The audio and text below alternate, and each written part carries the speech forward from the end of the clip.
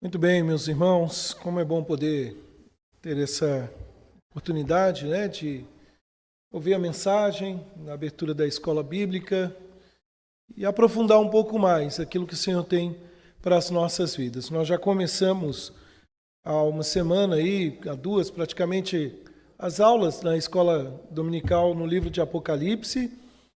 Pergunto, né, aqueles irmãos que tiveram na semana passada, se tiveram um pesadelo essa semana, né, algumas visões. Na verdade, esse é um livro que não é nenhum mistério, não é um livro que deve nos assustar. Na verdade, este é um livro que nos encoraja a viver com esperança, né? Como Billy Graham disse muito bem, né? Eu sei que vai terminar tudo bem porque eu li na última página que a história está nas mãos de alguém. E é isso que nós vamos tratar um pouco nessa manhã. Uma outra pergunta, né? Essa foi uma brincadeira, mas vocês trouxeram aquela folha, presbítero Ivan? Ah, muito bem, vocês estão de parabéns, né? Para que a gente esteja aí acompanhando, né, no desenrolar do nosso estudo. Eu esqueci de trazer a minha, mas eu tenho ela aqui em PDF, então não está aqui. Eu não trouxe a física, né, no papel. E nós estamos, meus irmãos, na sua folha aí, se você der uma olhadinha, na página 4, nós estamos na segunda sessão. Nós começamos na semana passada. Essa segunda sessão vai do capítulo 4, versículo 1, até o capítulo 7, versículo 17, né? O livro selado e os 7 selos. Nós vamos falar um pouquinho disso na semana que vem, desses selos, né? Desse livro que vai sendo desenrolado aí. Se você olhar na sua folha ainda, avançando um pouquinho aí,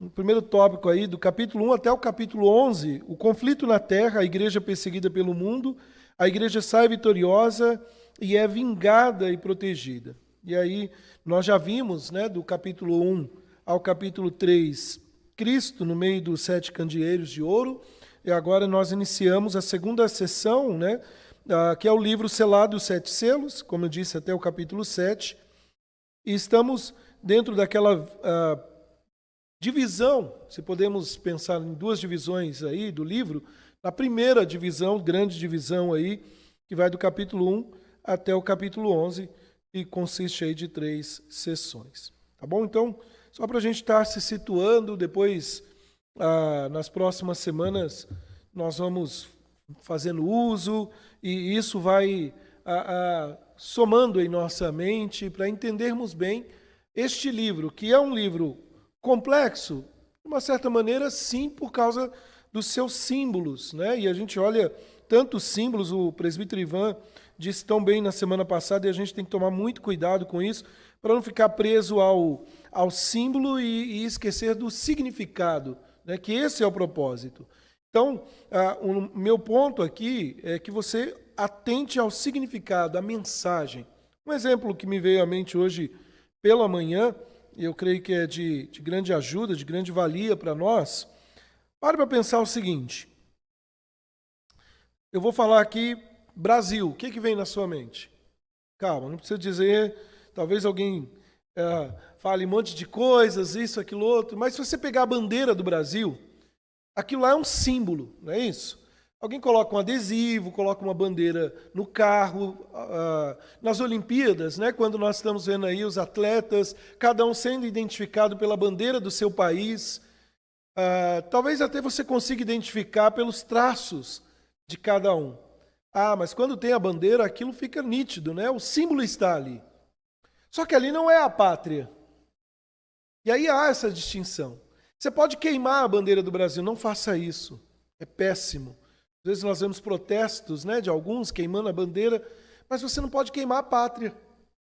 O símbolo, ele aponta para uma realidade muito maior.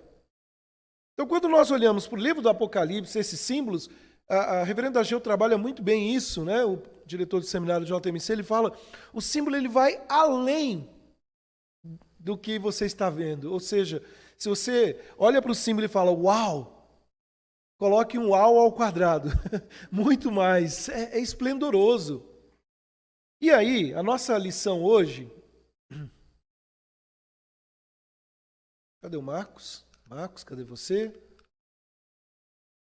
Não, não é culpa do Marcos, não. É culpa do controle, que eu acho que acabou a pilha. Irmão, se eu vou trocar a pilha aqui, enquanto isso, abro em Apocalipse 5.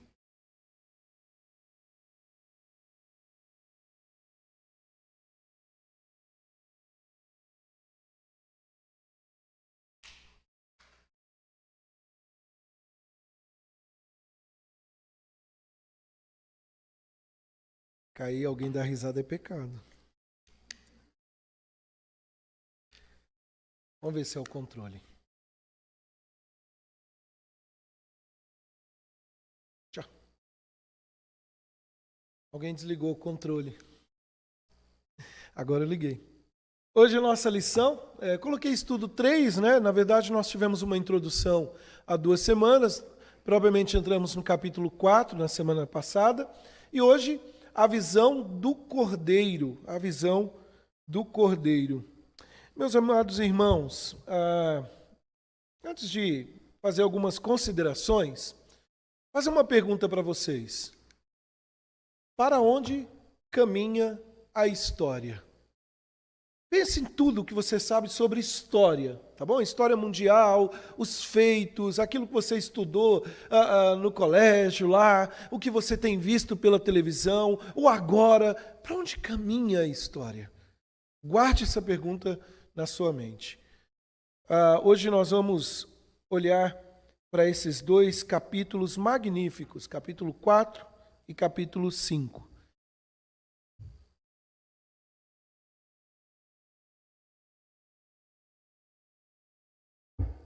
E para isso, eu quero fazer uma pequena recapitulação do capítulo 4, porque, na verdade, o 4 e o 5 constituem 2 cenas aproximadamente relacionadas em uma visão unificada. E qual que é a visão unificada?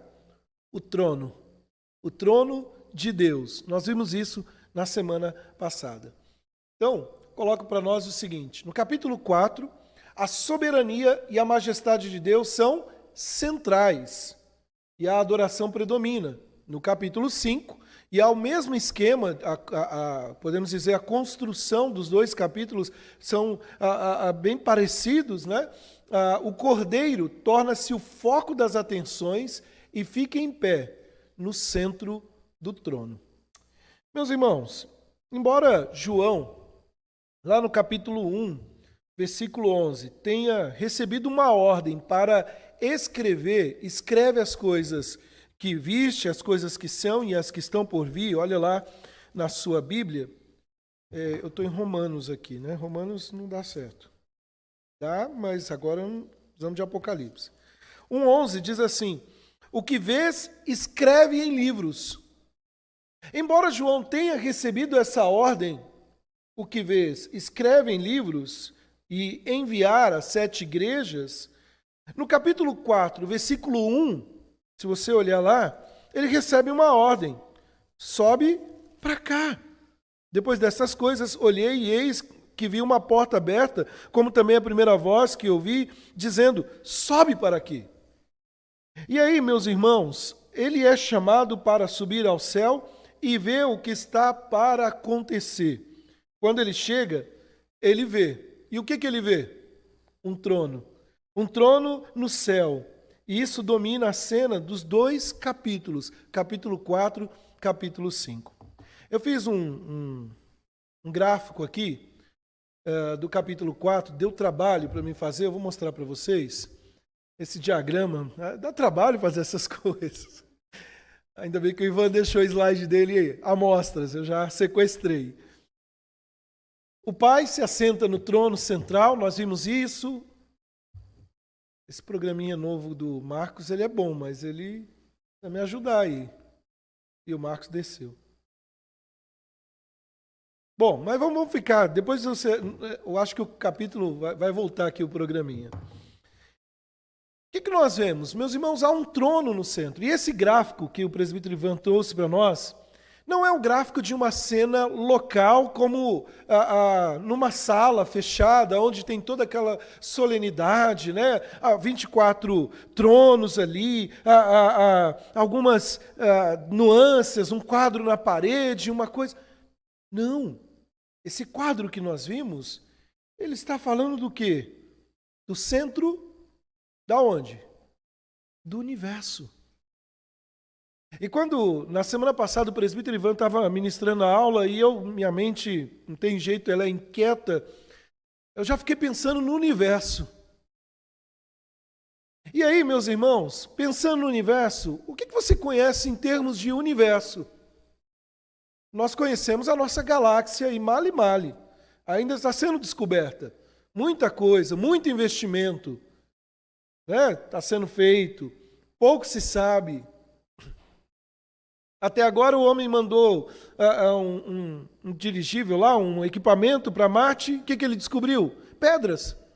Não tem muita coisa, não tem vida ainda, não achou. Mas esse universo é muito grande, é complexo. Vou pôr o quadrinho aqui de novo. Obrigado, Marcos. Esse universo é grande demais. E sabe, meus irmãos, eu fiquei pensando na semana passada... Fica aí, Marcos, por favor. A semana passada, quantas galáxias você conhece? Nós sabemos que há uma galáxia aqui, a Via Láctea, né? Mas tem uma galáxia do lado, um vizinho nosso, Andrômeda. O que tem lá? Não sei. Ninguém sabe.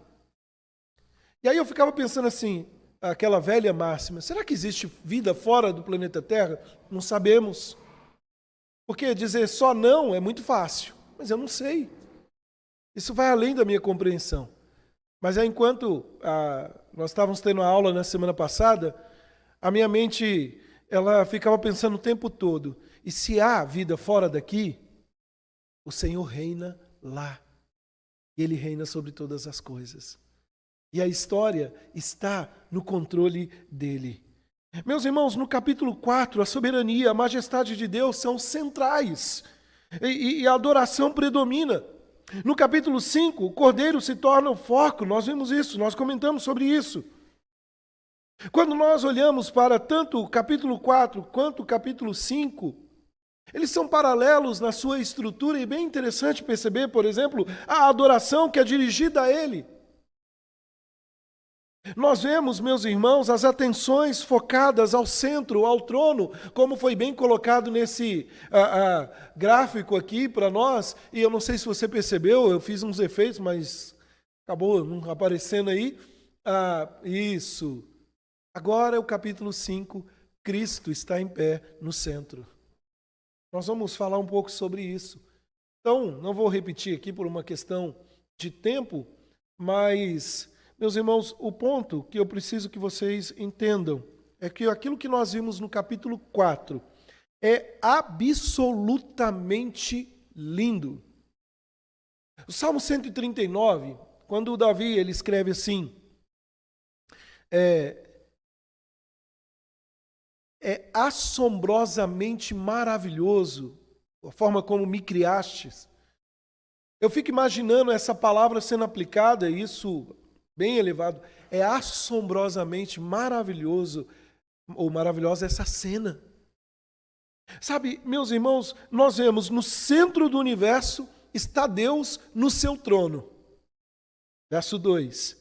Esse é absolutamente majestoso, incrível, magnífico, glorioso, como foi colocado na semana passada, né? Lembrando aí a pergunta 18 do breve catecismo, agora eu não lembro se foi a pergunta 18.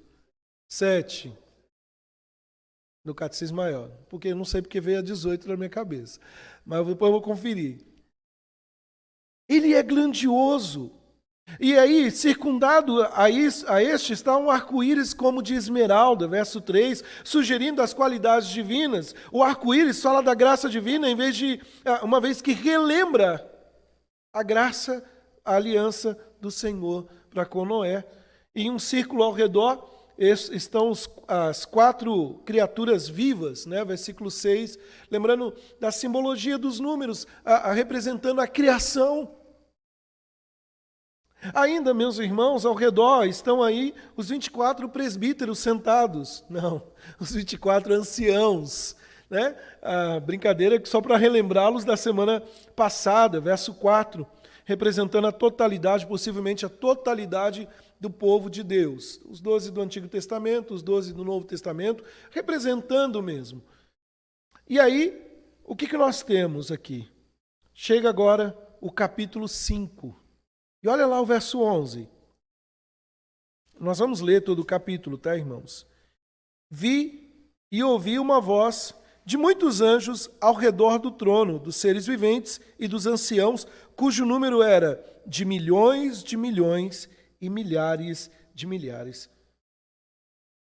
É interessante, irmãos, que agora o ciclo apresenta uma visão de milhares e milhares de anjos adorando o Senhor. Nós não vamos entrar no mérito do estudo aqui, da angiologia, foi proposta, quem sabe em breve aí nós vamos fazer isso. Mas depois disso, ao redor do trono está o mar de vidro. Versículo 6 do capítulo 4.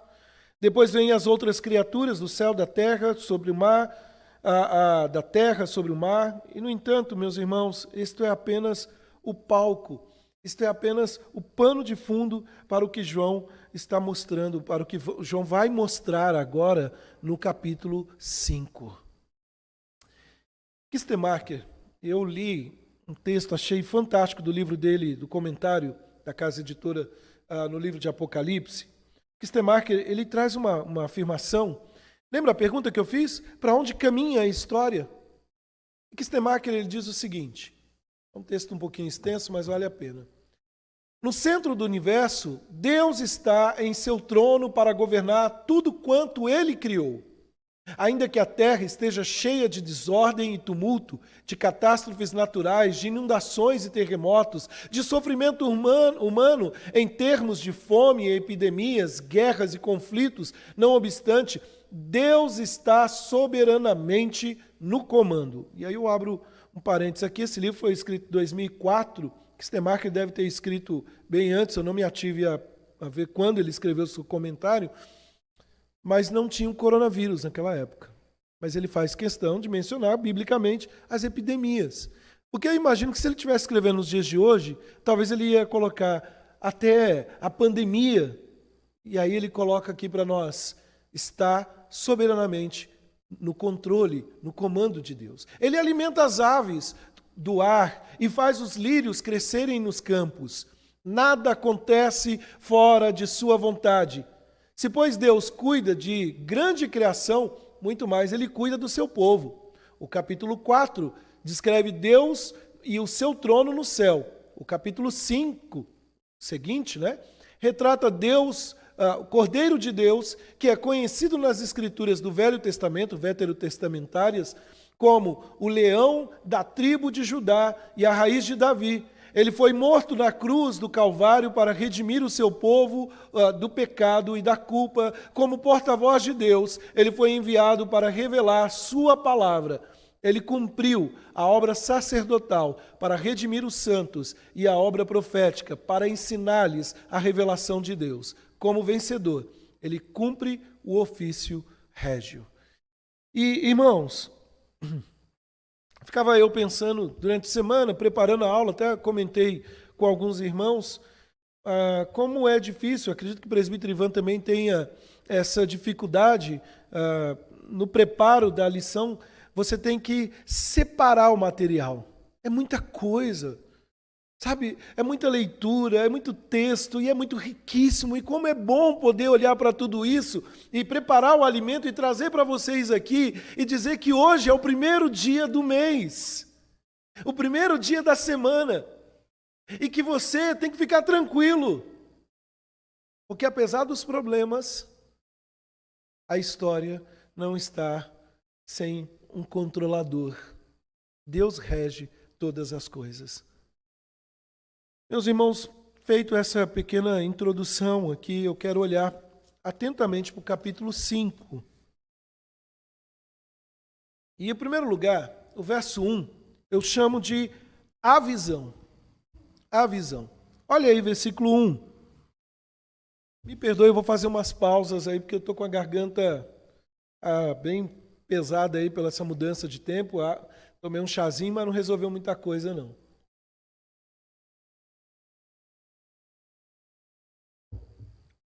O texto diz assim, está transcrito aqui para nós: vi na mão direita daquele que estava sentado no trono um livro escrito por dentro e por fora, de todo selado com 7 selos. Meus irmãos, João, ele continua nos apresentando o que ele foi permitido contemplar no céu. João está apresentando a nós a visão. É interessante porque alguém pode pensar que é novidade isso, mas não. O profeta Isaías, por exemplo, fomos lembrados acerca disso, lá em Isaías capítulo 6, no ano da morte do rei Uzias, eu vi um trono. E ele descreve aquela cena grandiosa e ele é tomado por um sentimento: ai de mim, porque sou pecador. O profeta Ezequias também expressa isso para nós. Eu falei Ezequias? Não, Ezequiel. Lá no capítulo 1 e propriamente no capítulo 2, a mesma cena retratada aqui. O que chama a atenção nessas cenas, tanto Isaías, como Ezequiel, como João, como Daniel, é que existe alguém assentado, reinando no trono. Nós vimos na semana passada que tire aquela ideia de que alguém está assentado no trono, simplesmente a ideia medieval, né, de uma barba branca, os cabelos longos, olhando para tudo isso. Não, ele controla todas as coisas e João nos apresenta essa visão. E é interessantíssimo a maneira como João agora revela o que ele viu no trono. No capítulo 4, há um trono. Nós vimos isso, no centro. Agora vem os detalhes. E, meus amados irmãos, é interessante que João evita usar o nome de Deus, talvez porque para um judeu era proibido mencionar o nome de Deus, especialmente em conexão com a habitação de Deus, o seu trono. Veja que ele diz assim: vi na mão direita daquele. E a quem ele se refere? Ao Senhor que se assenta no trono, que estava sentado no trono, um livro escrito por dentro e por fora. Algumas observações que eu gostaria de trazer para nós nesse versículo primeiro. Em primeiro lugar, João, o que ele vê? João vê que este livro está na destra daquele que está assentado no trono. João continua ele nos apresentando, meus irmãos, essa visão. E é claro que nós sabemos que Deus é Espírito, e nós sabemos que nós não podemos vê-lo, né? Deus é Espírito e, portanto, ele não tem uma mão. Mas há uma linguagem, né? Em muitos momentos, a linguagem antropomórfica que atribui a Deus características para facilitar o nosso entendimento, as características humanas. E João vai dizer o seguinte, que ele tem, que este livro está na mão. Na cultura bíblica, a mão direita significa a mão de poder. A mão de poder, a mão de autoridade, a mão que muitos que se arrogavam até como deuses decidiam se a pessoa poderia viver ou morrer. Talvez você já viu uma cena como essa em algum filme dos grandes imperadores. Mas, queridos, essa mão é uma mão de poder, é o lugar de favor, é o lugar de privilégio. Portanto, João está dizendo que o livro e o seu conteúdo são controlados pelo propósito e o poder soberano de Deus. O pergaminho e o seu conteúdo são importantes para Deus e valorizados por Deus. Eu fiz menção agora há pouco do Salmo 139, vale a pena mencionar, relembrá-los, quando o salmista diz da onisciência, do poder de Deus, ele diz: todos os meus dias foram escritos e determinados quando nenhum deles havia ainda. Ou seja, nas mãos de Deus está a história, nas mãos do Senhor, o propósito, o poder soberano de Deus controlando todas as coisas. Essa é a primeira visão. A segunda coisa que João vê, meus irmãos, é que este livro ele está coberto de escrita por dentro e por fora, de ambos os lados. E aí nós vamos ter que gastar um pouquinho de tempo aqui. Primeira coisa, para entender a importância disso, esquece aquela ideia de livros como você conhece. Os livros que nós temos, agora quase Você tem uns aparelhinhos, o Kindle, por exemplo, você pode ler livro eletrônico, né? Mas não coloque na sua visão um livro como um livro assim que nós temos, mas sim rolos, pergaminhos. Era essa a visão de João. E sabe, os pergaminhos, meus irmãos, geralmente eram feitos de papiro, uma planta tipo uma casca, várias cascas finas, né? Alguém chega ao ponto de dizer de cana, como se fosse cana, vários pedaços de casca que formavam na horizontal ali esses pergaminhos, eram tiras de papiro que eram colocadas uma do lado do outro, de cima a baixo, formando então isso. E aí é interessante, meus irmãos, porque mantidos juntos ali, ou juntas esses papiros, essas cascas, ela havia uma camada de cola que unificava as tiras ali, para que depois, na parte superior ou frontal, você escreve na direção, então, das tiras, ali, as informações tão importantes, né? Na parte inferior, ou no verso, também era escrito nas saliências aí das tiras. Portanto, a maior parte da escrita daquela época era feita na camada superior horizontal. E aí João traz uma nota aqui para nós. Ele diz assim: um livro escrito por dentro e por fora. Não era usual escrever por dentro e por fora. Tinha propósito para fazer isso.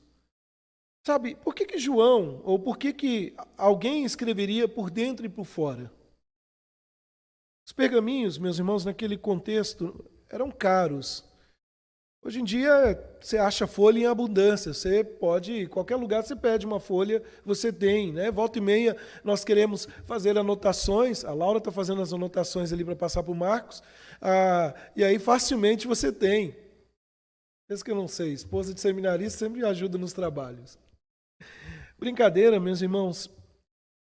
Eram caros, né? Então, os pobres eram forçados aí, eles tinham que escrever dos dois lados. Não é da época de vocês, eu peguei só um pedacinho dessa época.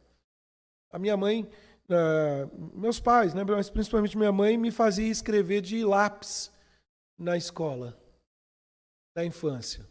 Alguém sabe por quê? Ou alguém já fez isso? Chegava final do ano, o que a gente tinha que fazer? Os cadernos menos usados? Apagar para utilizar. No caso aqui do papiro, os pobres tinham que escrever dos dois lados, porque era um material caro. Mas a pergunta que eu faço é: será esse o caso?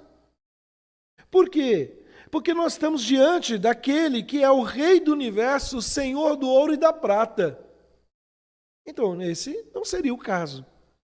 Então, queridos, se não é esse o motivo, há uma outra razão, possivelmente para escrever de ambos os lados do pergaminho. Naquela época e lugar, os documentos legais, os documentos que eram importantes, eles eram confinados em um rolo para manter todos os documentos em um só lugar.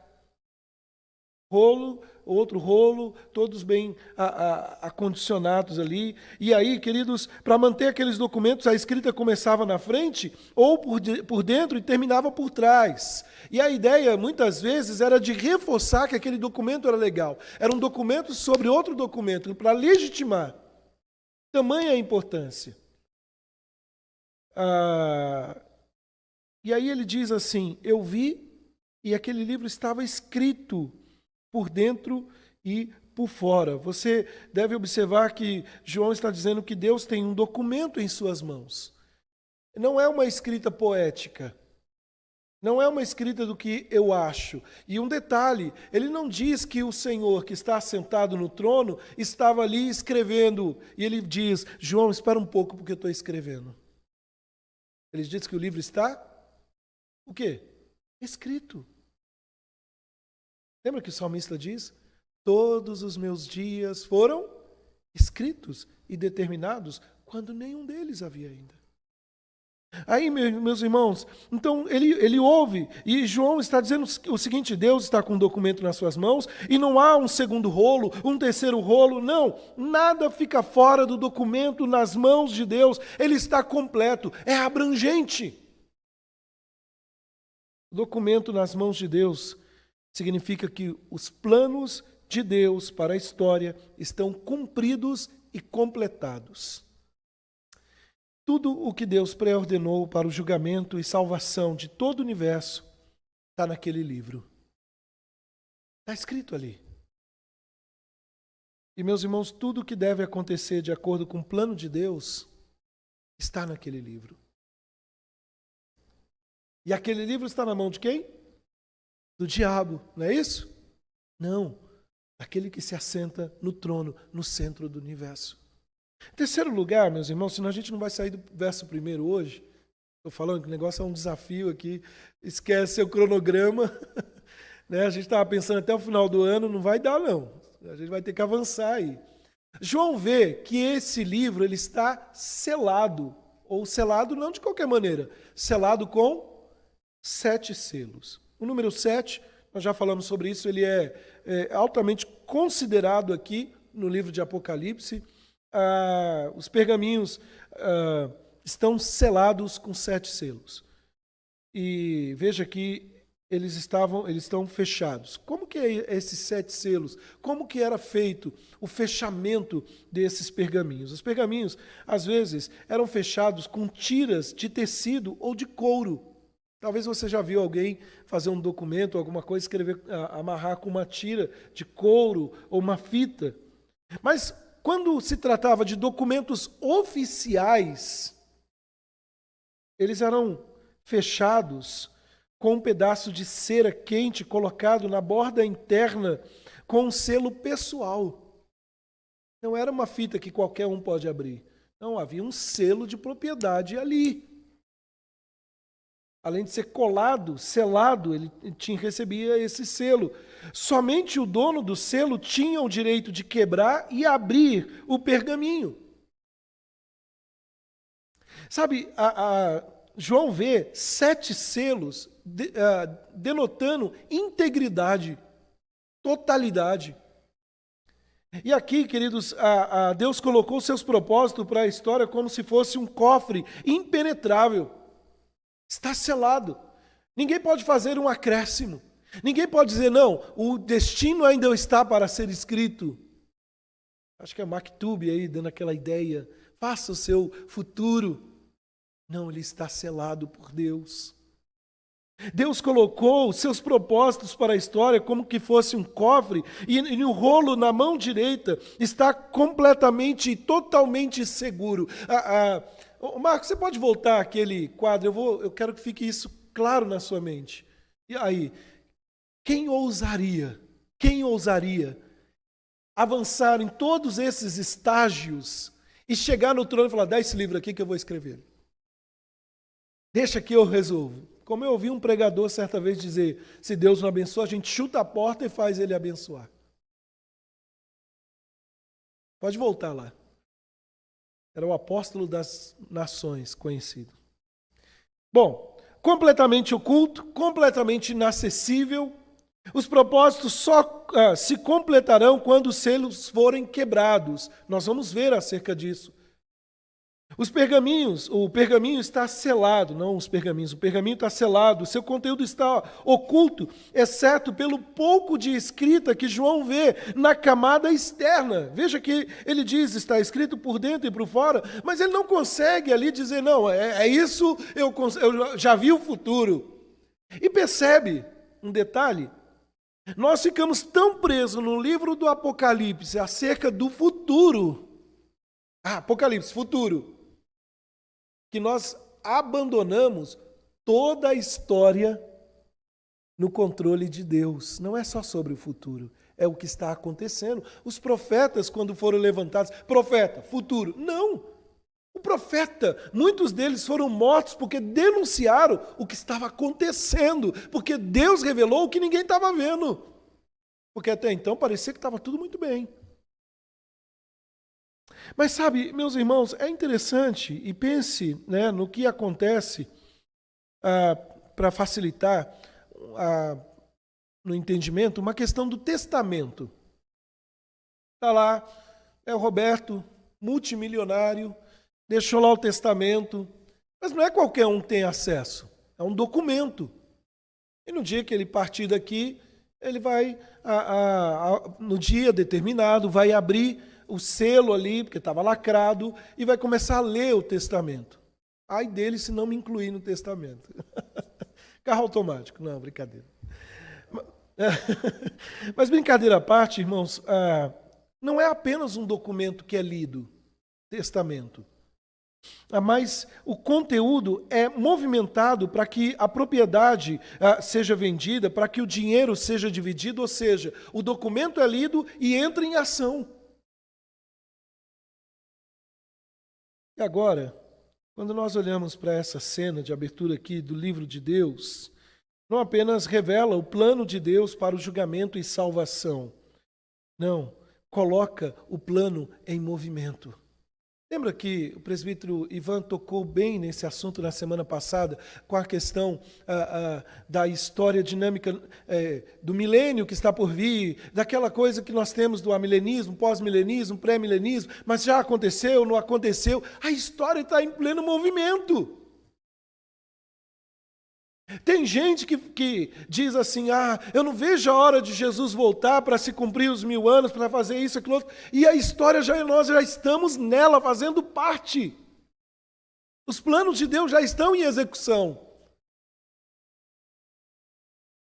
E talvez você possa até duvidar, mas Jesus está voltando.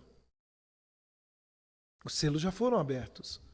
As taças estão aí em desenvolvimento. Ainda vai vir aquele dia terrível, está por vir. Mas, meus irmãos, João não apenas não consegue olhar para os propósitos de Deus para a raça humana, mas ele diz que esse livro está fechado. Lembre-se, há uma ideia de progressão aqui, nós vamos ver isso. Não queira já, está aberto. Não, vamos por partes. O livro está fechado. E aí, a reação de João nós vamos ver daqui a pouco, porque se ele permanecer fechado, quem pode fazer qualquer coisa? Quem pode executar? É muito interessante, irmão, só uma nota aqui para nós. O relato de João, ele forma um paralelo com a profecia de Ezequiel, mas há uma diferença extraordinária. Coloca para nós o quadro, o Marcos, por favor. O próximo, aí, pode clicar. Ezequiel capítulo 2, versículo 9 e 10, olha que interessante. Ele diz assim, então vi, e eis que certa mão se estendia para mim, e nela se achava o rolo de um livro. Estendeu-o diante de mim, e estava escrito, por dentro e por fora, nele estavam escritas lamentações, suspiros e ais. O julgamento de Deus sendo executado, a ação de Deus. Agora, olha o que João diz. Vi na mão direita daquele que estava sentado no trono um livro escrito por dentro e por fora, de todo selado por 7 selos. Na visão de Ezequiel, o rolo na mão de Deus não está selado. Mas ele foi estendido pelo próprio Deus. Agora, na visão de João, ele viu que ele estava selado com 7 selos. E já me adiantando aqui, somente o Cordeiro é capaz de tomá-lo da mão de Deus e então quebrar os 7 selos e abrir, conforme nós vamos ver nesse texto. E isso nos prepara para o próximo tópico. Aqui nos prepara o terreno para a cena seguinte. Então, a primeira cena, a visão do livro. A segunda cena, pode colocar para nós, Marcos. Quem é digno? Essa é a pergunta que permeia aqui. Quem é digno? Meus irmãos, no início do verso 2, nós somos informados, olha aí, em primeiro lugar, um anjo. Mas há uma descrição aqui, verso 2. Vi também um anjo forte que proclamava em grande voz quem é digno de abrir o livro e desatar-lhes os selos. Primeira informação para nós, ele é um anjo poderoso. É um anjo forte. Essa é a tradução do texto. O que é um anjo forte? O que é um anjo poderoso? Ele é capaz de muitas coisas, de coisas aterrorizantes, de coisas que o homem não pode fazer. Este anjo não é um anjo comum, por isso a designação, um anjo forte. E não pense forte como um cara fortão lá, um anjo, né? Mas a ideia de o que ele pode fazer, do que ele é capaz de fazer, ele está acima da base. E ele faz parte de uma classe de poderosos anjos, né, enviados à terra para cumprir e anunciar as ordens de Deus. Mas um detalhe, ele não é descrito. Qual o nome dele? Não sei. É um anjo poderoso, é um anjo forte. Só para você ter uma ideia, no próprio livro de Apocalipse, olha lá, capítulo 10, verso 1, um outro irmão, capítulo 18, verso 21. Depois a gente volta para o texto aqui, eu vou beber uma água. Ler uma água é boa, né? Capítulo 10, versículo 1.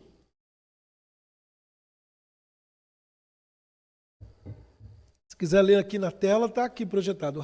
O Marcos é rapidinho lá. Quem encontrar pode ler para nós.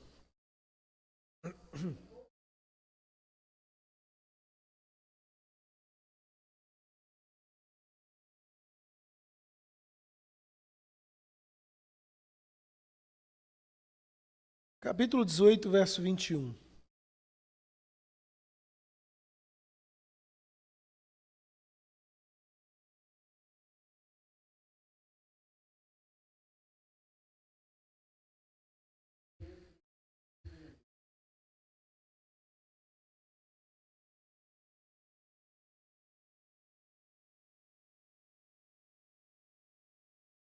Irmãos, alguns designam como sendo, identificam, né, como sendo Gabriel, outros como Miguel, mas aqui não é nominado. E João não menciona o nome. Mas não olhe procurando. Esse é um problema que a gente tem, não só com o Apocalipse, mas muitos textos, querer descobrir o que não está sendo revelado. Mas o que está sendo revelado, muitas vezes nós deixamos de lado. Diga, Ivan.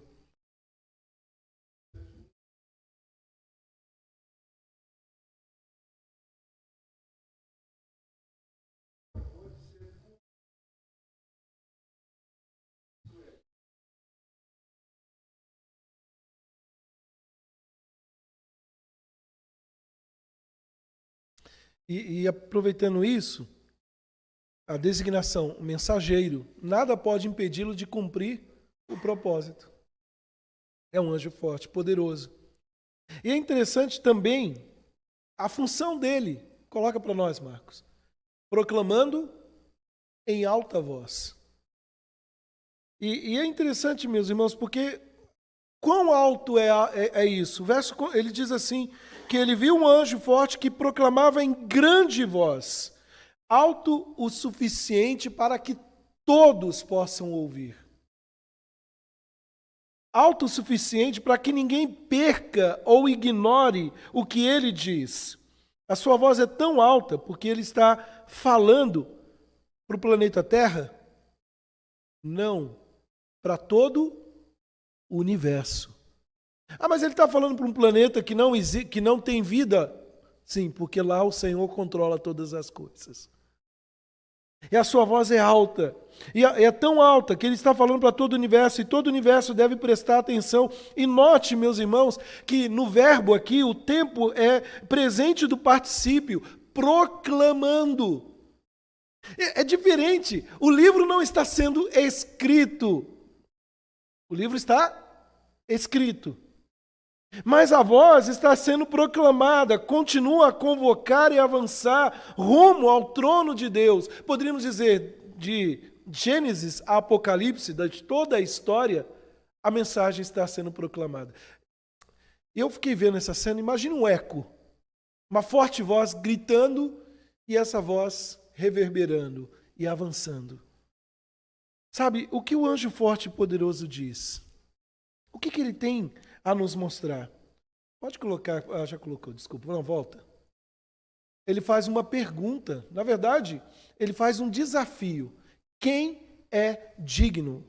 Veja que ele diz assim, quem é digno de abrir os selos, de abrir o livro e desatar os selos. Ele pergunta quem é digno de quebrar os selos, de abrir o pergaminho. Agora, meus irmãos, a ênfase aqui do texto, quem é digno, o termo digno, é significativa. Por que significativa? Porque no Apocalipse ela é usado exclusivamente em referência a Deus e a Jesus. Quem é digno? O anjo? Ele poderia avançar? Não, eu vou fazer uma rebelião, parte 2. Se você olhar, olha, volta um pouquinho, capítulo 4, versículo 11, diz assim, na adoração, tu és o quê? Digno. Agora no capítulo 5, versículo 9, o que diz lá? E entoava um novo cântico dizendo, quem é? Digno, digno és. Verso 12, proclamando em grande voz, dizendo o quê? Digno. Mas o anjo pergunta, quem é digno? E sabe, meus irmãos, aqui o adjetivo não meramente expressa quem é apto, mas traz o sentido, meus irmãos, o termo como dignidade. Veja que, e nós não podemos nos esquecer, pode colocar aquela imagem, nós não podemos nos esquecer onde o pergaminho está. Onde que ele está? Lembra o verso 1? Ele está na mão direita de quem? De Deus. Diga, Ivan.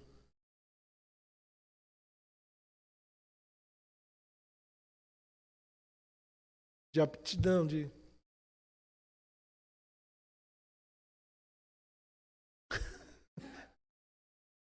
O poderoso Mia. É gatinho. Tem que ser digno.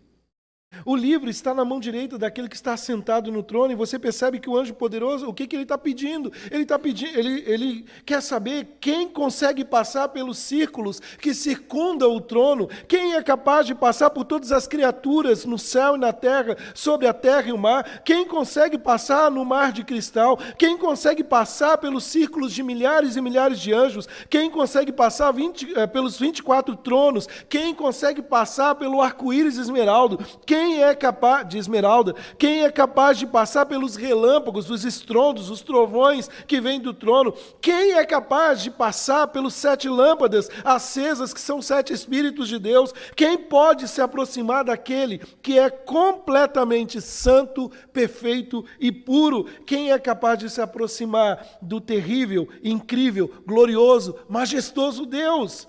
Quem é tão santo e tão perfeito e tão puro e exaltado de forma tão magnífica? Quem é digno? Quem é digno de se aproximar? E percebe, irmãos, eu não tenho como não pensar nisso e não transportar para nós, porque nós tratamos muitas vezes a adoração a Deus no nosso dia a dia como um cara qualquer, e aí Deus, beleza, tal. Mas o texto, o anjo diz, quem é digno de se achegar? Você? Alguém olha para si e fala assim, não, eu tenho que ser salvo, porque afinal de contas eu sou digno. Meus irmãos, coloca para nós, Marcos, pode. Não se esqueça do que está em jogo. O que está em jogo aqui?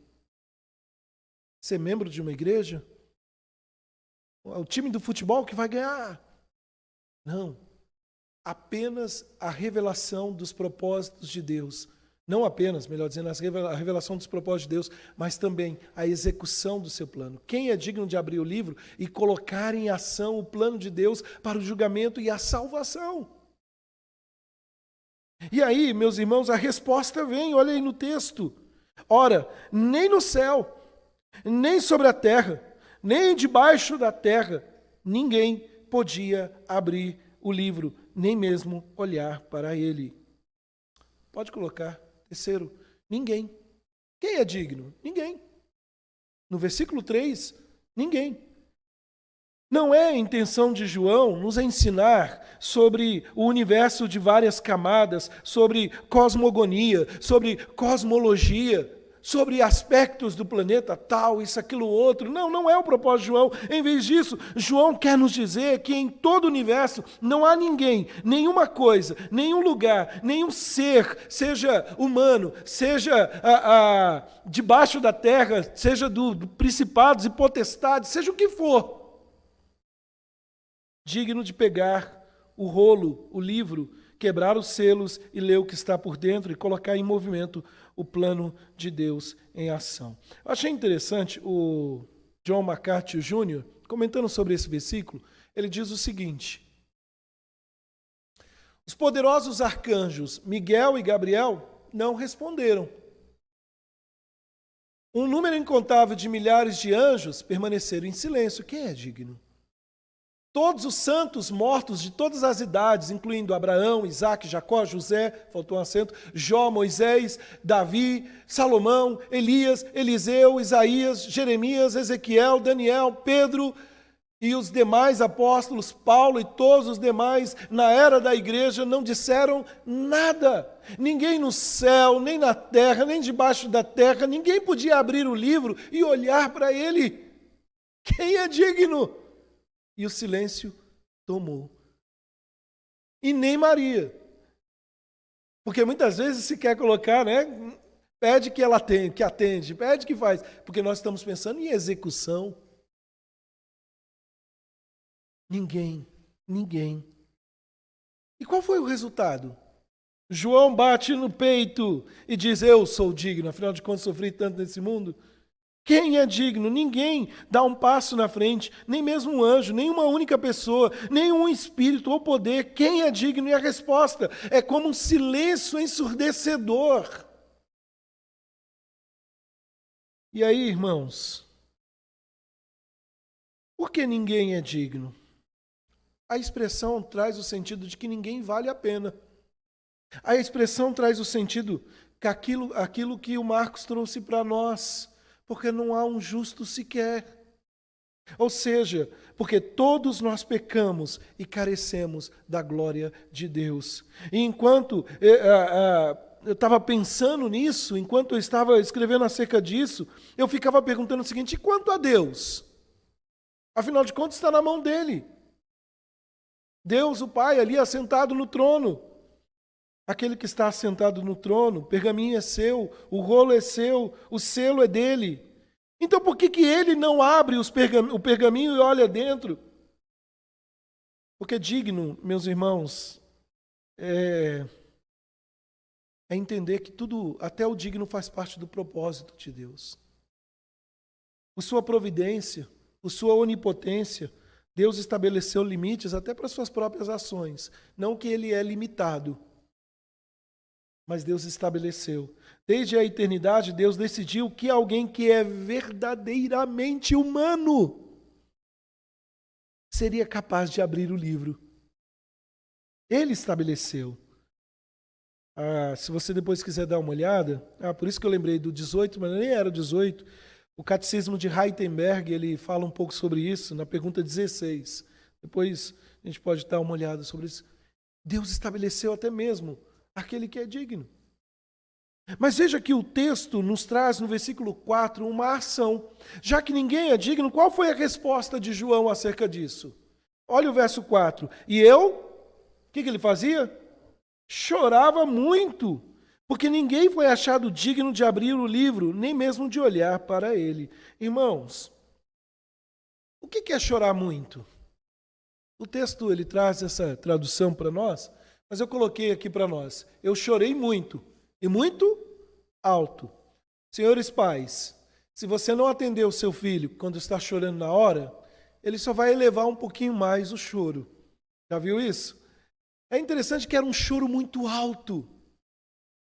A ideia é uma ideia de desespero. João derramou lágrimas copiosas. Mas por que João chorou? João chorou em demonstração de profunda tristeza, porque o rolo selado que continha a chave da redenção do povo de Deus estava fechado, e se o rolo permanecesse selado, o plano de Deus para a salvação não seria executado, e a raça humana seria para sempre condenada. Sabe, meus irmãos, imagine isso, João batendo no peito, João se lamentando, o texto não fala sobre isso, mas talvez rasgando em lágrimas. João derramando lágrimas copiosas pelos seus irmãos, talvez pelos seus irmãos e irmãs na fé. João chorou por pessoas reais que ele conhecia que perderam seus empregos. Pessoas reais que perderam suas coisas, seus negócios por causa do Evangelho. João chorou, meus irmãos, por pessoas que ele conhecia que estavam na prisão, e o próprio João estava preso por amor a Cristo. João chorou por pessoas que foram decapitadas. João chorou por pessoas que morreram. João chorou pelas pequenas igrejas que passavam dificuldades, que estavam em dificuldades na Ásia Menor, enfrentaram pressão interna e externa para transigir a sua fé, sua religião. João chorou porque a sua fé, porque toda a sua fé e trabalho de nada valeria. Aquilo que Paulo diz em 1 Coríntios capítulo 15, é vã a nossa fé. É vazia. João chorou porque tudo, os perseguidos não serão julgados, porque os vencedores não serão recompensados, porque não haverá um novo céu e uma nova terra, porque não há uma herança futura. Tudo está perdido se o rolo não for aberto. Ou seja, tudo parecia perdido a partir da perspectiva de João, mas João não precisava chorar. E aí, meus irmãos, a busca de alguém que é digno de abrir o selo estava prestes a terminar. E vem a resposta ao choro de João. Não era a resposta dizendo, tá bom, João, eu vou atender você. Não, já estava nos planos de Deus, não nos planos de João. Ele não sabia, mas o de Deus sim. E aí, o digno é encontrado. E o versículo diz assim no verso 5. Todavia, um dos anciãos me disse, não chores, eis que o leão da tribo de Judá, raiz de Davi, venceu para abrir o livro e os 7 selos. Irmãos, semana passada, até comentei com alguns irmãos, estudando o texto, e essa palavra veio na minha cabeça. Não chore, Pedro. Pelo que você tem chorado? Talvez é um ente querido que morreu, né? Talvez uma perda do emprego, talvez a saúde que está vacilante. Nós vivemos num mundo de lágrimas, não é verdade? Nós vivemos o tempo todo, nós não sabemos o que vai acontecer, nós choramos. Poucas são as vezes chorar de alegria. Na maioria das vezes nós sofremos lutas. O que se achega a João é uma palavra de consolo. Não chore. Pode colocar, Marcos. Nenhum ser humano ou anjo puderam resgatar o universo, mas existe alguém que pode. Evidentemente, o Senhor Jesus Cristo glorificado, e aí, só fazendo uma correção no texto, Jesus como Deus, mas como homem, né? Porque eu coloquei nenhum ser humano, mas eu falei, Jesus não era humano? Só corrigindo. Evidentemente, o Senhor Jesus Cristo glorificado, exaltado e descrito aqui por 2 de seus títulos messiânicos, 2 títulos do Antigo Testamento, ele é digno. Veja, as suas lágrimas, as lágrimas de João eram inadequadas, e um dos anciãos chega e fala para João, não meramente, se possível, para de chorar, mas ele dá uma ordem, pare de chorar. Alguém é digno. João, ele é da raça humana, João. Ele é capaz de abrir os selos, ele é capaz de realizar os propósitos eternos de Deus. E ele chamou a atenção de João para um novo emergente na cena aqui. Alguém que vai aparecer em cena, que toma o destaque. Ele chamou a atenção de João para o leão da tribo de Judá, a raiz de Davi.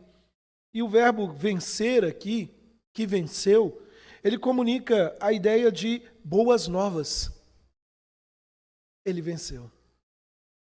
Sabe, meus irmãos, ele liga esse versículo com aquilo que já vimos no capítulo 2 e 3, ao vencedor, aquele que vencer, dar-lhe-ei a coroa da vida, a boa notícia, a boa nova.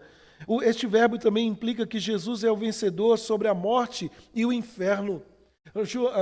Paulo vai nos dizer lá em 1 Coríntios capítulo 15, onde está a morte, a tua vitória? Porque ele venceu a morte.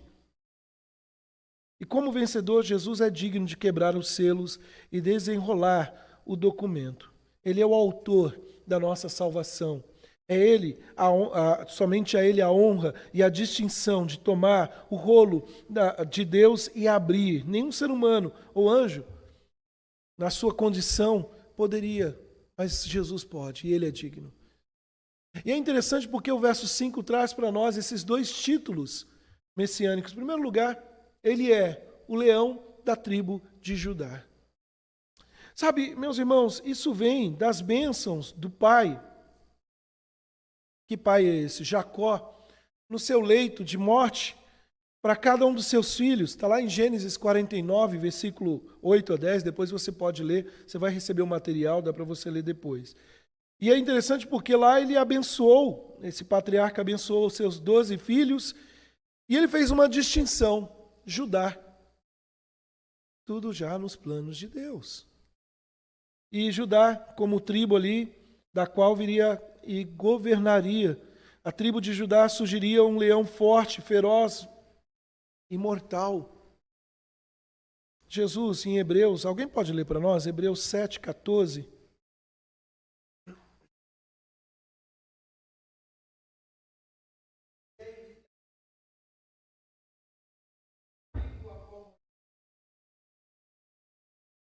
Os judeus na época de Jesus, meus irmãos, eles esperavam um Messias poderoso para libertá-los da mão pesada dos seus opressores, do governo dos romanos. Todavia, Jesus não conseguiu fazer jus às expectativas dos homens. Ele veio como um bebezinho, sofreu, nós sabemos muito bem. Eles rejeitaram então Jesus e mataram, porque ele não tinha as aspirações políticas. Ele não usou seus poderes milagrosos contra os poderes romanos, mas ele vem da tribo de Judá. E aí o texto fala que ele é da raiz de Davi, segundo lugar aqui, a raiz de Davi. E esta imagem vem da profecia de Isaías. O cenário de Isaías o cenário que Isaías tinha em mente era o exílio da Babilônia. E é interessante quando tudo que restou a Israel e a casa de Davi era apenas um toco, uma raiz.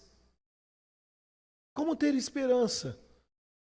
Isaías então tem uma visão do futuro e ele declara lá no capítulo 11, versículo 1, um rebento brotará do toco de Jessé, das suas raízes, do ramo dará o fruto. O toco de Jessé é uma referência ao pai do rei Davi. E Davi, o maior general, o maior rei, guerreiro, né, de Israel. Isaías fala então de um descendente que governaria todas as nações. E aí vem aquele detalhe que nós já vimos na lição anterior.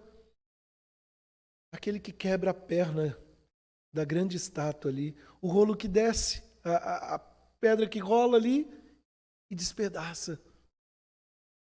Sabe, é importante destacar, meus irmãos, que de acordo, só para uma informação para nós, de acordo com as genealogias de Mateus capítulo 1 e Lucas capítulo 3, Jesus era descendente de Davi, tanto da linhagem, quanto da mãe, quanto do pai.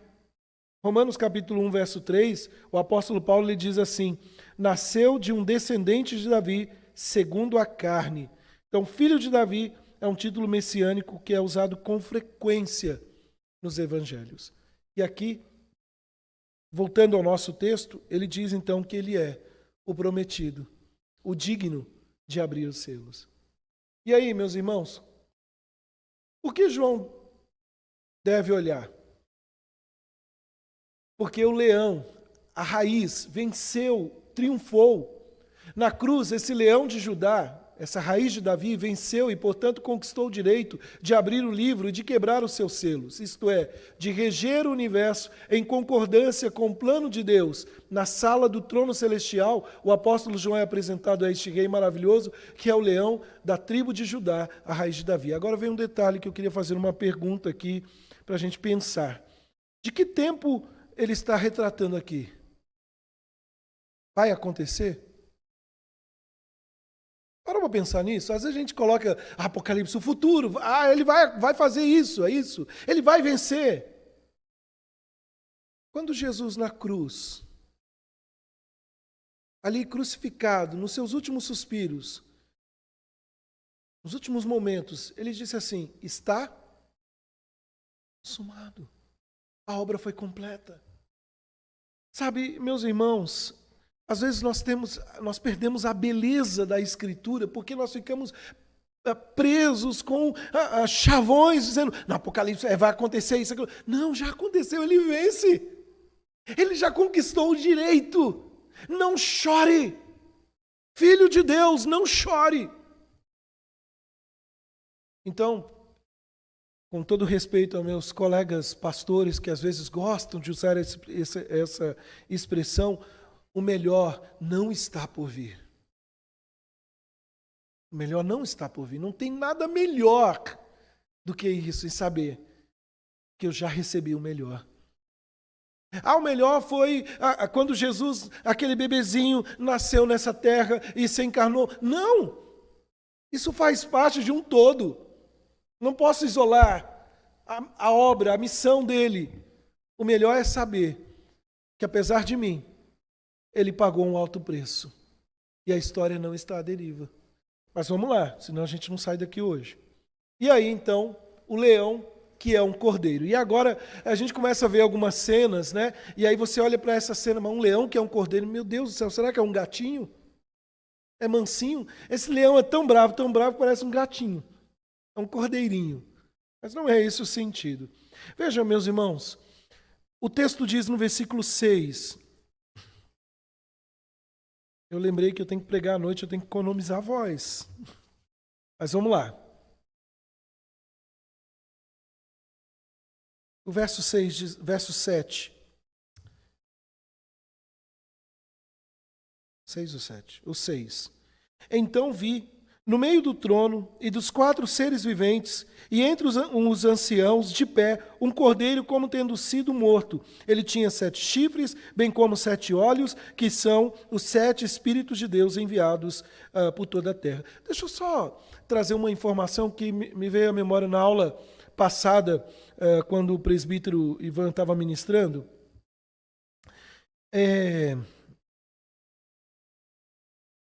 Há algumas expressões no texto, por exemplo, no capítulo 4, diz assim: há diante do trono um como que. Aí, agora você lê o texto no capítulo 5, o verso que nós lemos, diz assim: bem como 7 olhos que são. A gente tem que tomar cuidado, que às vezes a gente fala assim, onde é literal, onde é símbolo. O próprio texto bíblico nos aponta o caminho que devemos seguir. Logicamente, aqui não olhe, por exemplo, um cordeiro com 7 chifres. Imagina esse monstro, né? Com 7 olhos, dá até medo. Mas aponta para o significado. É isso.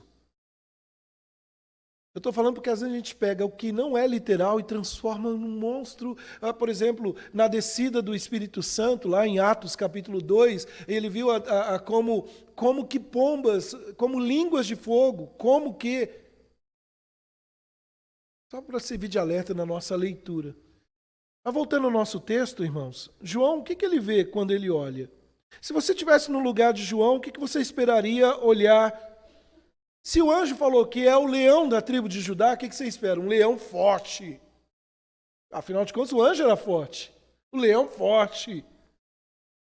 E você agora olha, e ele não vê um guerreiro armado até os dentes. Ele não vê um grande soldado. Quando João olha, ele olha para o trono e ele viu a glória de Deus. Ele vê tudo aquela cena, o chão brilhante, os relâmpagos, os trovões. Ele olha, ele vê os seres viventes, os 24 anciãos, e aí aquilo chama a atenção de João. Foi tão irresistível a atraída para o que ele viu no trono, e ele diz então que ele viu um cordeiro. Irmãos, quando eu olho para o cordeiro aqui, me passa um filme na mente. No Antigo Testamento, quando Abraão estava para sacrificar o seu filho, Isaque, o filho pergunta: pai, nós já temos todas as provisões aqui, a madeira, o fogo, o cutelo, mas cadê o cordeiro? Em João capítulo 1, ele diz assim: eis o cordeiro de Deus que tira o pecado do mundo.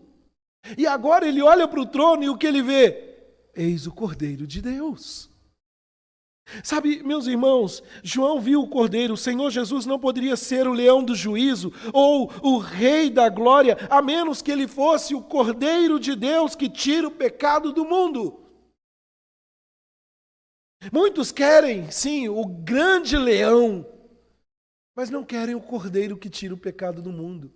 Naquele contexto do Senhor Jesus com seus discípulos, muitos queriam que ele subjugasse o poderio romano, mas não queria o Messias, que veio trazer salvação, o Cordeiro de Deus. A palavra cordeiro aqui, queridos, ela traz a ideia de um animal manso, um animal de estimação. Essa imagem, ela tem a sua origem na Páscoa judaica, né? Na Páscoa dos israelitas, quando as famílias eram obrigadas a manter o cordeiro sacrificial, o animal doméstico, por 4 dias antes de sacrificá-lo. O sangue do cordeiro tinha que ser derramado nas laterais, no topo das ombreiras dos lares, de modo que o anjo, né, quando passasse, então, eles eram poupados ali da morte. E embora cada cordeiro sacrificado no Antigo Testamento apontava para Cristo, ele é apenas referido como um cordeiro, apenas uma vez no Antigo Testamento, Isaías 53, 7. No Novo Testamento não, com exceção de Apocalipse, ele só é chamado de cordeiro 4 vezes. Mas aqui em Apocalipse, no livro de Apocalipse, a palavra cordeiro aparece 31 vezes. E eu fiquei imaginando essa cena dizendo o seguinte: quando João olhou e viu toda aquela cena, na minha cabeça estava assim, que ele olhou lá no meio, lá no centro do universo, no trono, eis o Cordeiro de Deus. E olha só, meus irmãos, ele é um cordeiro que triunfou. E veja que há algumas designações para nós, parecendo ter sido morto. O cordeiro carrega as suas marcas da matança, das feridas. Cada leitor do Antigo Testamento sabe exatamente o que João está falando. João está falando sobre um cordeiro pascal. Ele está falando de um cordeiro que foi morto pelos pecados do povo no dia da expiação. João está falando sobre a cruz de Cristo. De que tempo nós estamos falando aqui no texto? Percebe? Em segundo lugar, o cordeiro, que parece ter sido morto, ele está de joelhos para adorar? Não, ele está de pé. De pé não significa que ele está... Será que não significa que ele está vivo? Sim, ele está vivo. Coisas mortas não resistem. Pode até tentar, mas não vai conseguir ficar de pé. Ele foi morto, ele foi massacrado, mas agora ele está vivo e de pé. E sabe, o cordeiro recebeu, as marcas que esse cordeiro recebeu eram claramente visíveis. Nós não vamos entrar em detalhes aqui, mas isso chama a atenção. Ele está vivo. E aqui, queridos, o cordeiro estava no centro do trono de Deus, e agora isso traz a nós o sentido de que ele triunfou, ele ressuscitou.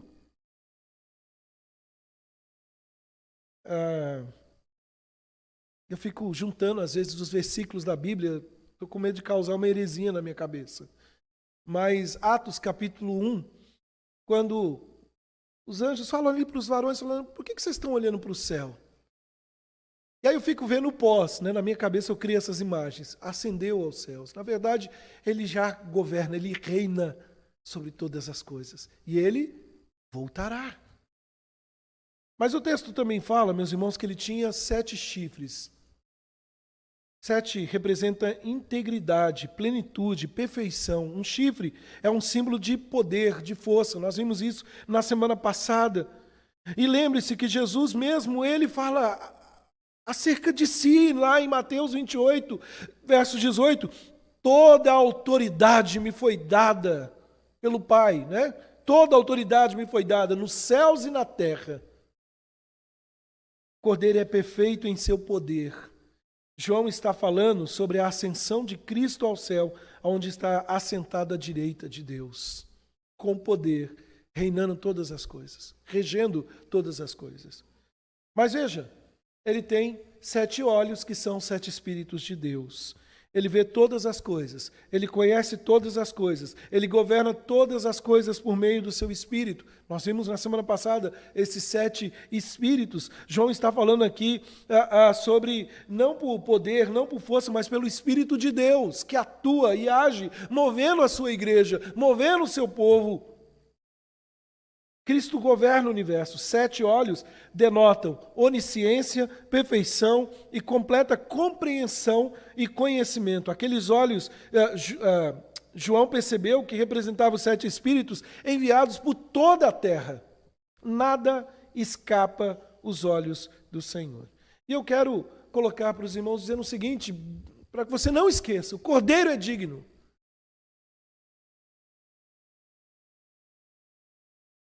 Há uma canção, uma cantata que nós cantamos, quantos cordeiros precisarão ser sacrificados? Cordeiro é digno, você não precisa de mais nada. E por que ele é digno? Primeiro, ele está no centro do trono. Essa posição, meus irmãos, é interessante porque ele está no centro. Ele passou pelas multidões do mar de vidro. Ele passou pelos 24 anciãos, pelas 4 criaturas vivas, ele passou pelos relâmpagos, pelos estrondos, pelos trovões, pelos 7 espíritos. Ele está ali cercado do mais alto e poderoso de todos, o Deus que o fez. Ele está ali na presença de Deus, que é totalmente santo, glorioso e magnífico. E deixa eu falar uma coisa para você. Quando você ora, seja pedindo perdão, seja pedindo para que o ajude, é de lá que ele ouve as orações dos santos, dos seus filhos. Ele está no centro, ele não está na margem, ele não está impossibilitado. E, meus irmãos, ele está ali na presença de Deus, que é totalmente santo, glorioso, magnífico. Ele está sendo adorado, louvado. Ele está de pé. E isso é o segundo ponto. Ou seja, ele não está de joelhos, ele não está prostrado diante do trono, ele está no centro do trono. Ele é um com Deus. Eu lembrei na semana passada quando Estevão foi morto, primeiro mártir da igreja. Ele vê os céus abertos e um como filho de Deus, ao lado do Pai, de pé, para recebê-lo. A mensagem que eu vejo, Estevão, fique em paz, eu estou no controle de todas as coisas. Mas também, ele pegou o livro da mão direita. E aqui, queridos, é interessante, né? Porque ele veio, ele pegou o livro da mão direita daquele que estava sentado no trono. E aí, Deus, o Pai, deu um tapa nele e falou, não, esse livro é meu, foi isso? Não, ele não o impediu. Por que Deus, o Pai, não o impediu? Aquele que estava sentado no trono? Porque ele é digno. Ele veio, pegou o pergaminho, agora o plano de Deus para o universo será revelado e colocado em movimento. O plano de Deus de julgar e salvar se tornará em realidade. E aí, o versículo 7 mostra o digno em ação. Irmãos, eu vou tentar só mais alguns minutinhos, eu peço a paciência dos irmãos, a gente termina, só para não ficar, mas vale a pena terminar o capítulo aqui, porque no capítulo 6 é o Ivan e aí eu fico mais tranquilo. Não, brincadeira, é porque está tudo ligado, se a gente não correr um pouco, fica aquele gostinho, né? Só por que eu não terminei? Então, vamos lá. Versículo 8.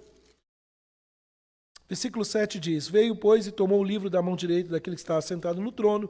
O verso 8 diz: E quando tomou o livro, os 4 seres viventes e os 24 anciãos prostraram-se diante do Cordeiro, tendo cada um deles uma harpa, uma taça de ouro cheias de incenso, que são as orações dos santos. O versículo 7, ele registra, pode colocar para nós. Não, pode. Versículo 7, ele registra para nós o ato final, nessa cena. Tudo que João viu no começo do capítulo 4 foi crescendo em direção a este momento. João viu o Cordeiro tomando o livro da mão direita daquele que estava sentado no trono. A mão direita, na cultura oriental, significa sucesso, poder. Enquanto a mão esquerda, direita, esquerda, denota algo sinistro. O Cordeiro é capacitado a quebrar os selos e abrir o rolo. E esta é a mesma cena descrita por Daniel, capítulo 7, versículo 13 e 14. Aquele que é digno, faltou os acentos ali, chegou para tomar de volta o que é seu por direito. Kistemacher, ele no seu comentário, ele diz assim que ele escreveu, a partir desse momento, o trono é de Deus e do Cordeiro. É de Deus e do Cordeiro, ambos estão ali no trono. E não há briga de poder? Não, porque o Pai e o Filho são um. Mas, biblicamente, Deus governa o universo por meio do Cordeiro. E esta é a recompensa de Cristo e a nossa consolação. E aí Paulo, me veio esse versículo na mente, eu até transcrevi para nós. Paulo vai dizer o seguinte: então virá o fim, quando ele entregar o reino a Deus, o Pai, quando houver destruído todo o domínio e toda a autoridade e todo o poder. Mas aí, irmãos, o digno é adorado. Os versos 8 até o verso 14, eu quero ler e fazer as últimas considerações. Voltando ao verso 8. Então, quando tomou o livro, os 4 seres viventes, os 24 anciãos, qual foi a reação deles?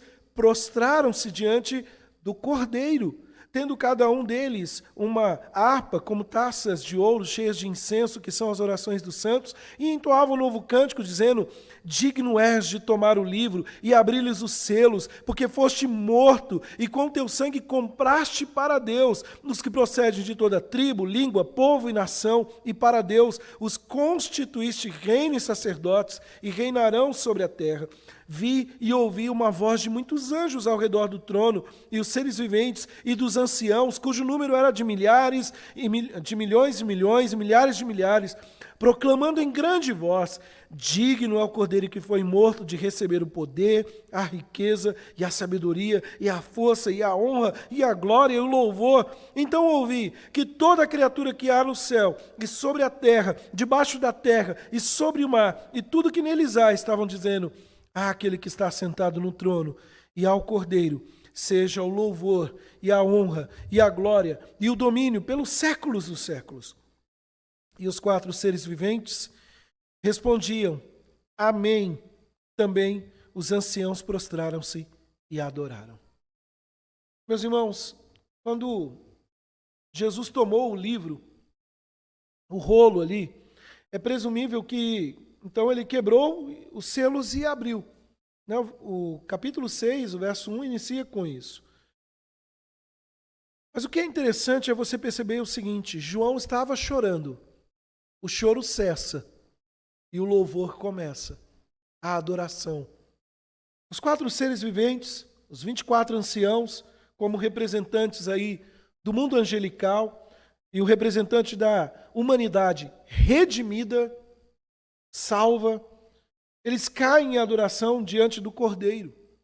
Eles reconhecem o seu poder, a sua autoridade e estão jubilosos, ou seja, há uma grande celebração.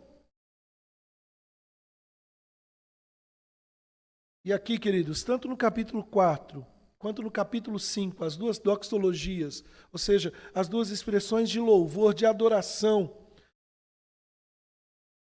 os 4 seres viventes, os 24 anciãos, eles oferecem a mesma adoração que é oferecida ao Pai no capítulo 4, agora é oferecida ao Filho, no capítulo 5. Uma prova convincente da divindade de Cristo. Somente Ele deve ser adorado. Somente Ele é digno.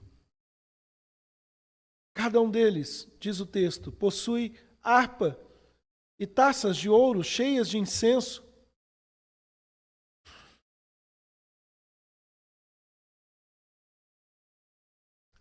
Que são o quê? As orações de quem? Dos santos. Quem são os santos? Você está olhando para ele. Se você estivesse de frente do espelho, são vocês, meus irmãos. Lembra que eu falei que as suas orações vão diante de Deus? Vão a Deus, em Jesus Cristo. Cada um deles possui harpa, taças de ouro e de incenso. João viu, então, que eles estavam segurando a harpa, o ouro, né, as orações dos santos. As harpas são frequentemente representadas e associadas no Antigo Testamento como culto. Era um culto. É por isso que eu digo, irmãos, eu acho estranho quando alguém não consegue cultuar a Deus, não tem o mínimo, num domingo, falar, não, é o dia do Senhor, porque toda a eternidade é dia do Senhor, é adoração, é louvor.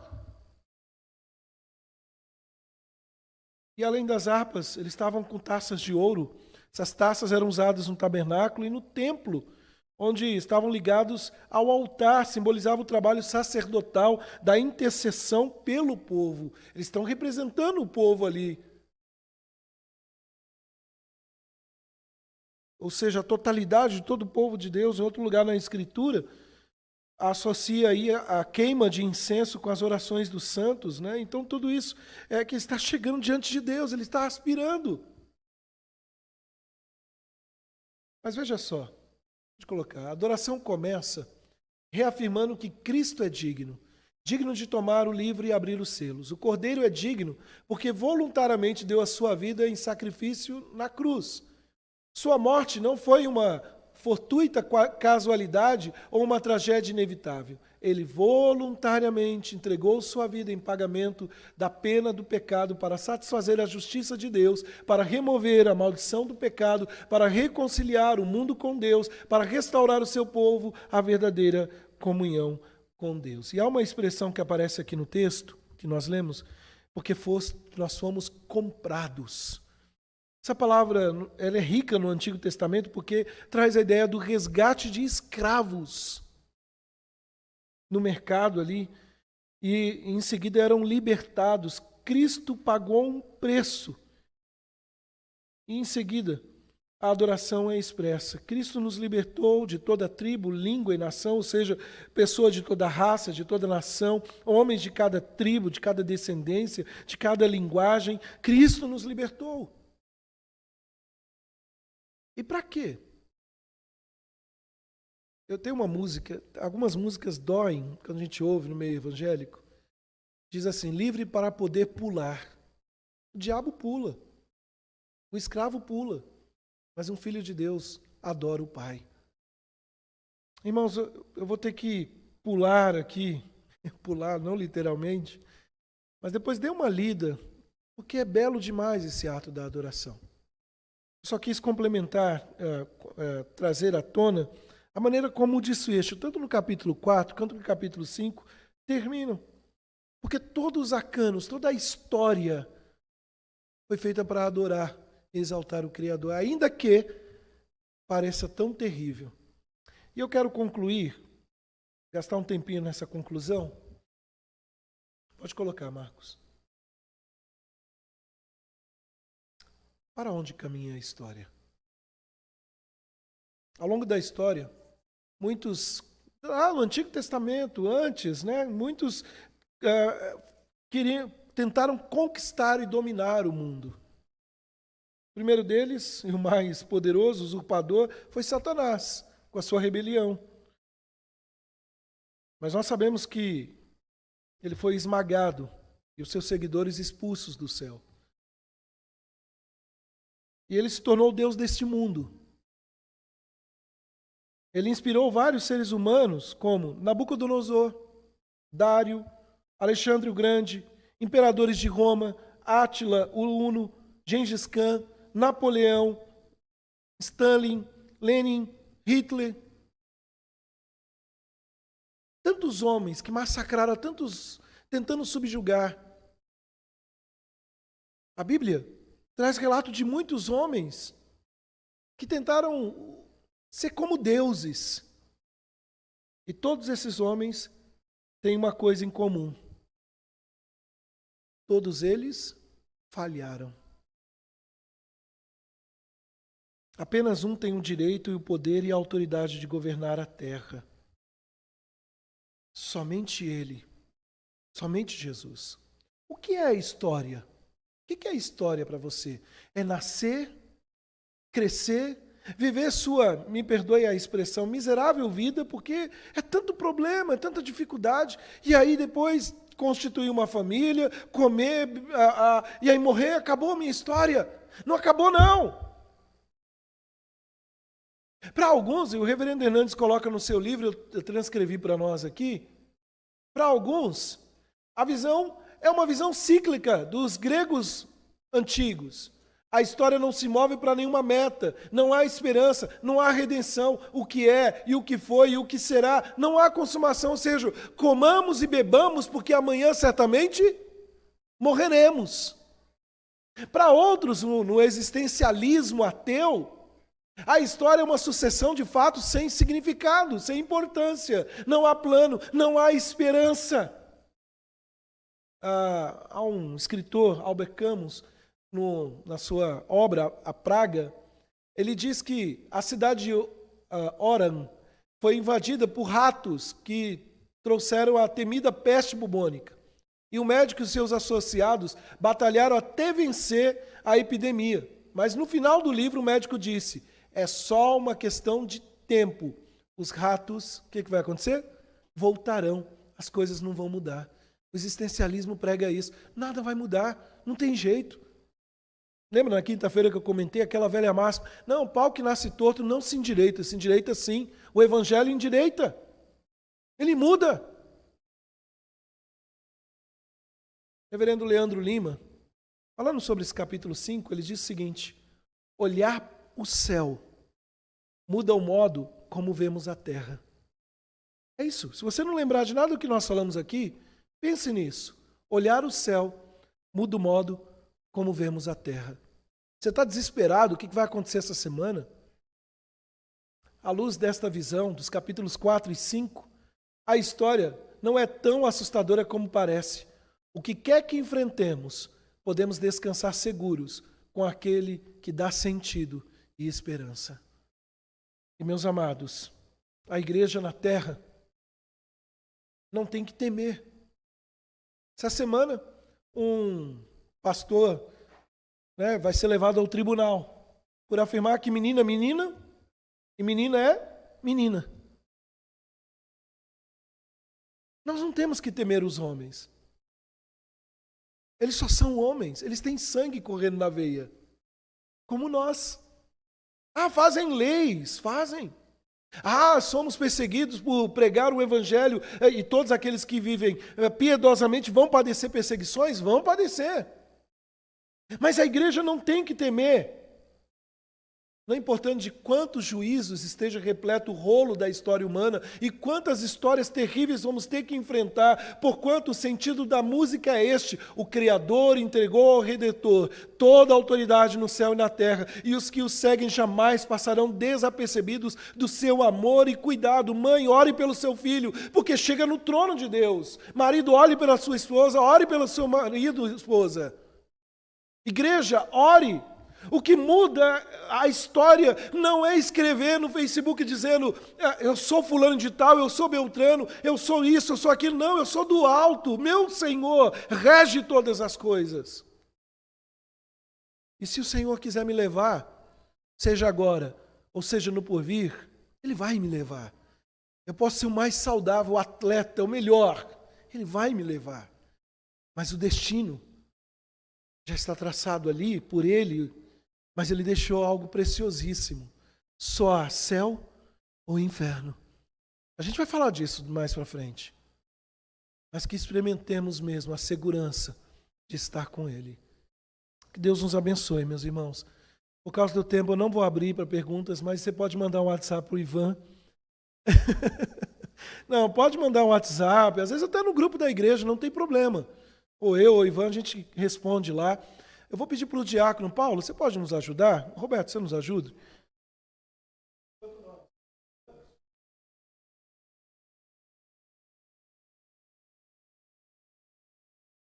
Irmãos, eu não tenho uma capacidade de sintetizar muito, então vocês vão ler bastante. Mas vale muito a pena, um material riquíssimo para nós. Eu espero que dê para todos aí. Vamos ficar de pé? Vamos orar?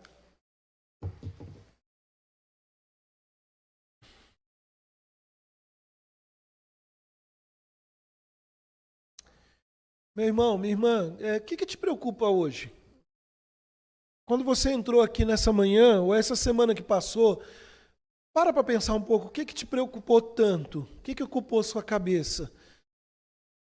Eu queria te convidar nessa manhã, como uma aplicação do nosso estudo, que tal entregar nas mãos daquele que rege a história? Sua vida não está à deriva. Isso é maravilhoso, irmão, saber que a nossa história está nas mãos do nosso Redentor, que reina, que vive. Quero convidar o presbítero Ivan a vir à frente e fazer uma oração.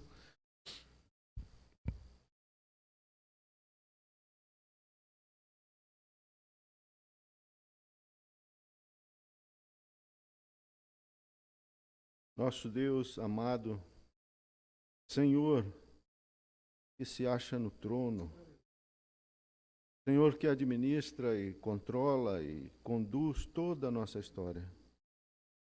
O Senhor que vai muito mais além, de uma tal maneira que não temos nem como imaginar. Porque Tu és todo-poderoso, grande, imenso. Tu que detens todo conhecimento, a quem todo louvor e adoração são dirigidos, porque somente Tu és digno. Nós Te louvamos, Senhor, e agora agradecemos porque Tu nos incluis naquele povo que é abençoado e bem-aventurado, ó Deus, porque ouve a leitura da Tua palavra. E também tens aqueles servos que podem lê-la, Senhor, e meditar nela e compartilhar aquilo que Tu dás para que a Tua igreja se alimente e receba aquilo que efetivamente necessita. Que saibamos compreender, ó Deus, e colocar isto diante de Ti, não apenas como um acúmulo de conhecimento, para a nossa própria satisfação, mas que seja para a expansão do Teu reino, para a mudança de vidas, para que possamos ser verdadeiramente aquilo que Tu aguardas de nós, de uma maneira efetiva, eficaz, isto é, recebendo o poder do Teu Espírito, sermos testemunhas em todo e qualquer recanto da terra onde Tu nos colocares. E assim confiarmos no Senhor, não somente por isso, mas também por sabermos que diante de nós acontecem tantas coisas, tantas notícias, mas a principal de todas é esta que recebemos nesta manhã, que Tu estás no controle de todas as coisas, que todas as coisas são determinadas por Ti, e que tudo quanto ocorre, Senhor, tem um propósito, tem as mãos do Senhor, o projeto do Senhor. Que saibamos confiar na Tua palavra, confiar naquilo que o Teu Espírito Santo nos revelou. Em nome de Cristo Jesus, abençoa o Teu povo, ó Deus. Em nome de Cristo Jesus. Amém. Bom domingo. Deus abençoe, meus irmãos.